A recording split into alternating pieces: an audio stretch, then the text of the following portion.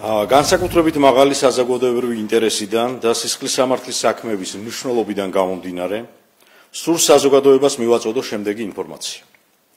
საქართველოს გენერალური პროკურატურის საგამოძიებო ნაწილში სახელმწიფო უსაფრთხოების სამსახურის ანტიკორუფციულ და სახელმწიფო უსაფრთხოების დეპარტამენტებში სხვადასხვა სისხლის სამართლის საქმეებზე მიმდინარე გამოძიების ფარგლებში დღეს დილის 10 საათიდან მთელი ქვეყნის მასშტაბით ერთდროულად 22 ლოკაციაზე მასშტაბური ღონისძიება ჩატარდა.